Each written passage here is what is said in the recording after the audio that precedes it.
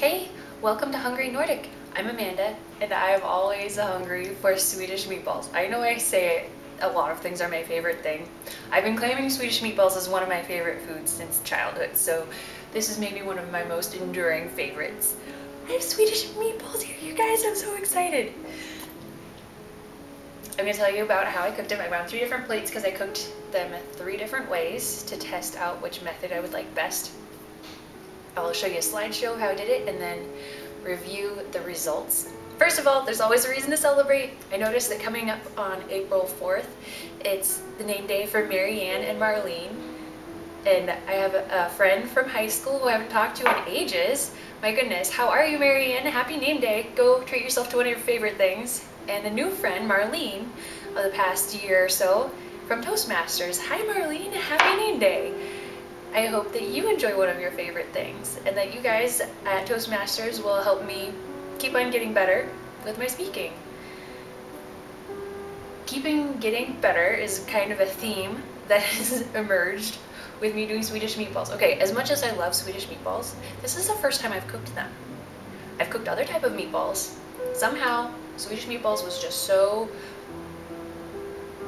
enthroned in my mind that I couldn't bring myself to try making them. Even though I have the skills, maybe not to do a professional job, but at least an amateur, delicious Swedish meatball. And here they are, and I'm happy, and I love them, and I should have just tried it a while ago. And even if they're amateur, they're making me happy. So, one thing that I just want to impress upon anybody who's timid about trying a different recipe or trying a recipe that you already know you like, but you don't know how to make it, don't aim for perfection. Understand that it might not be perfect the first time, but regardless, you're going to be learning, and hopefully it will still turn out delicious even if it's not perfect. Now, I'll show you the recipe and pictures and the 3 different methods that I used for cooking.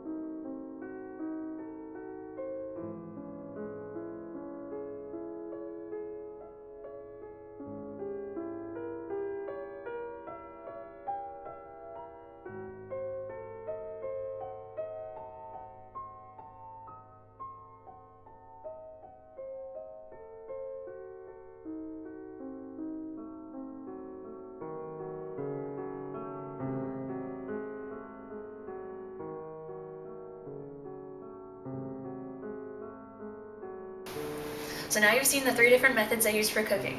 The first one was browning in the pan and then cooking on a rack in the oven at 350 degrees. The next one was just slap them down on a piece of parchment paper and cook them in the oven at 350 degrees. And the last one was brown them in the pan and then simmer in broth. The recipe that I was going off of that gave me the idea of simmering them in broth said simmer for 45 minutes. They were fully cooked really quickly after browning in the pan to start with, so I think it was only like 20 minutes that they simmered in the pan. Now let me go into a little bit more detail on how the results looked with each of these and tasted. They all taste delicious. Oh my gosh, I love Swedish meatballs. The first ones, these ones were my husband's favorite.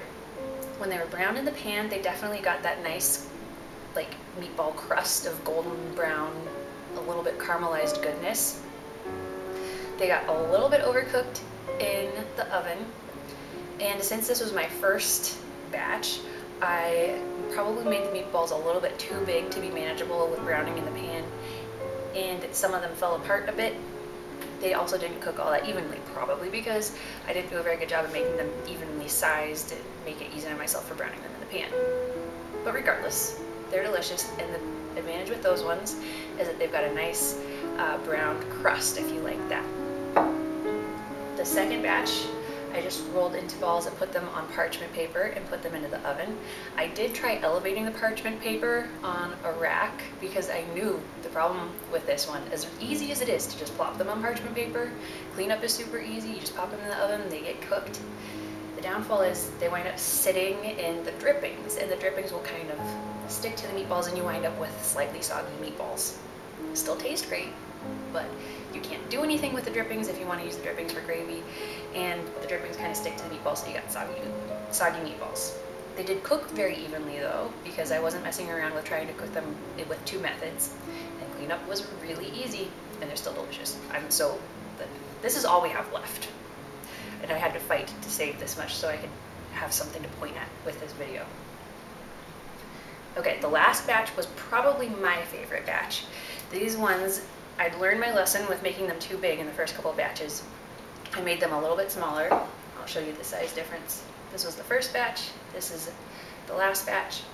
That made it a lot easier to turn them as I browned them in the pan to start with. And then, as I mentioned before, I simmered them in broth. I think the big advantage to simmering them in broth would probably be the broth, especially if you do simmer it 45 minutes like that original recipe called for. You could reduce it down, and that would probably be amazing for making gravy with. I did not attempt making gravy. Making Swedish meatballs 3 different ways in one day was enough to wear me out. And gravy feels like an undertaking. I know once you get the knack, it's not that difficult. I just haven't developed the knack yet. So that brings me back to the theme for this endeavor in Amanda's Test Kitchen, is keep getting better. Up on my list coming up is attempting to master gravy, and Swedish meatballs are probably going to be happening a lot more often in this household now that I know I can do it. And they might not be professional quality, but my goodness, they are delicious. Leave a message in the comments below. Tell me what's one of those things that you're a little bit afraid to try because it might fall short of your perfect ideal, and maybe you should just go for it. Is there something like that you've got? Also, visit my website, hungrynordic.com, for more details, all written out for you. See you next Wednesday.